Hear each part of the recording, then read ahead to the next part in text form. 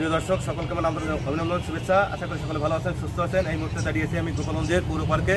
এখানে একটি বৃক্ষমেলা বসেছে। এখানে প্রায় 2 সপ্তাহ যাবত এখানে বৃক্ষমেলা চলছে। এখানে খুব মেলা খুব জমেছে। আর এখানে আমি যে স্টলটা দিয়েছি, এখানে স্টলটা আপনারা দেখতে পাচ্ছেন। এখানে স্টলের পরিচয় একটু দিচ্ছি। এখানে বৃক্ষরোপণ অভিযান ও বৃক্ষমেলা 2024 আপনারা দেখতে পাচ্ছেন। এই যে মেলাটা দেখতে পাচ্ছেন অবন্তী নার্সারি। এখানে আয়োজনে জেলা প্রশাসন ও বন বিভাগ গোপালগঞ্জ আপনারা দেখতে পাচ্ছেন।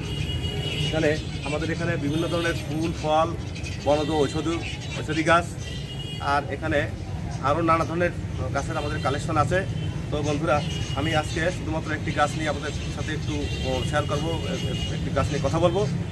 সেই গাছটি আমি আপনাদের সামনে হাজির করব এখনই। এই যে একটি গাছ আপনারা দেখতে পাচ্ছেন, এই যে গাছটি নিয়ে আমি কথা বলবো আজকে। এই গাছটির নাম হয়তো অনেকে জেনে থাকবেন, হয়তো বা চিনেও থাকবেন। তারপরে আমি গাছের পরিচয়টা একটু দিচ্ছি। এই গাছটি হচ্ছে হাসনাহেনা গাছ।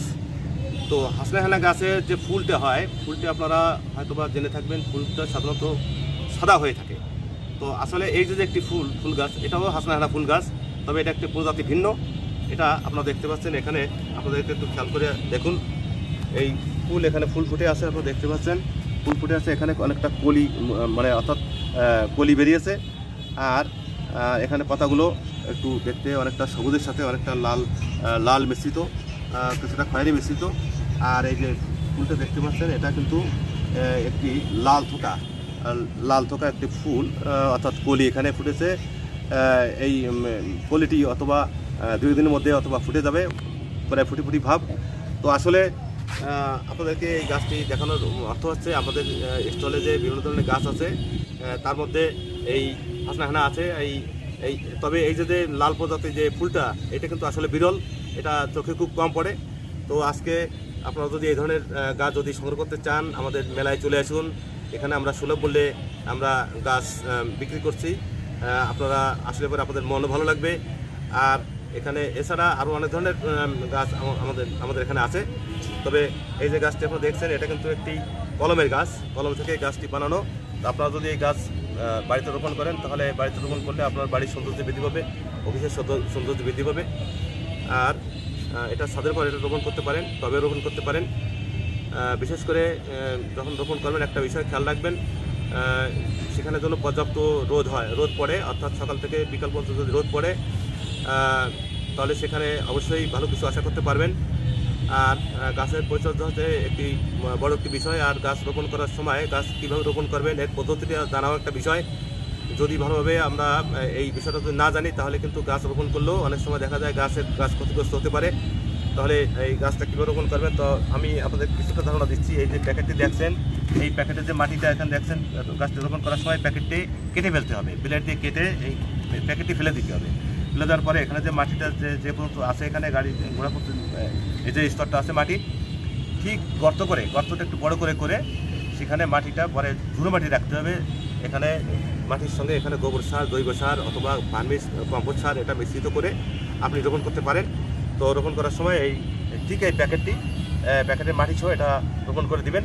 তবে এখানে যে লেভেলটি আছে, এই লেভেলটি কিন্তু ঠিক রেখে আপনি ওই একই লেভেলে ওখানে রোপণ করে দিবেন। তাহলে কিন্তু আপনার গাছটি সুন্দর হয়ে যাবে, গাছটি মরার কোনো সম্ভাবনা থাকবে না, গাছটি কিন্তু সতেজ হয়ে যাবে। আর এই গাছটি যখন রৌদ্র যেখানে প্রচুর পরিমাণে পড়ে, সেখানে যদি রোপণ করেন, তাহলে কিন্তু এই গাছটি বেশ ঝাঁটাল হয়ে যাবে। আর এই গাছ থেকে কিন্তু ডাল থেকে পরে আবার কলম করতে পারবেন, আরও বিস্তার লাভ করবে। তো বন্ধুরা, আপনারা বেশি করে গাছ রোপণ করেন। আমাদের এই মেলায় চলে আসুন। মেলায় ভালো ভালো গাছ এখানে পাবেন। তো ফুল আমাদের একটি সৌন্দর্য প্রতীক, ফুলকে কেনা ভালোবাসে। তো ফুলের হাসি ভালোবাসি, তাই আমরা সকলে এই ফুল গাছ বেশি রোপণ করবো। তাহলে বাড়ির সৌন্দর্য বৃদ্ধি পাবে, আমাদের মন ভালো থাকবে। তা মন ভালো থাকলে আমাদের শরীর ভালো থাকবে, আমাদের স্বাস্থ্য ভালো থাকবে। তাহলে মনের সঙ্গে শরীরে একটা সম্পর্ক রয়ে গেছে। তো আসলে তাহলে গাছের সঙ্গে আমাদের একটা জীবন জীবিকা জড়িয়ে আছে। গাছকে বাদ দিয়ে কিন্তু আমাদের জীবন কিন্তু অর্থহীন হয়ে পড়ে। আমাদের গাছকে বাদ দিয়ে কিন্তু আমরা কোনো জীবনকে কল্পনা করতে পারি না। আমরা বেঁচে আছি কিন্তু গাছের জন্যই। তাই গাছকে আমরা বেশি করে পরিচর্যা করব, গাছের লালন করব। তাহলে গাছ বাঁচলে আমরা বাঁচবো। এটি আমাদের একটি প্রতিবদ্ধ বিষয়, এটা আমাদের সবার মনে রাখতে হবে। তো বন্ধুরা, এতক্ষণ আমার সঙ্গে ভিডিওটি ধৈর্য সহকারে দেখেছেন, আমি এর জন্য আপনাদেরকে অনেক অনেক ধন্যবাদ জানাচ্ছি, কৃতজ্ঞতা জানাচ্ছি। সবাই ভালো থাকবেন, সুস্থ থাকবেন, দেখা হবে কোনো এক নতুন ভিডিওতে। আর এই ভিডিওটি যদি আপনার ভালো লেগে থাকে তাহলে একটি সাবস্ক্রাইব করতে ভুলবেন না। আপাতত বিদায় নিচ্ছি, ধন্যবাদ।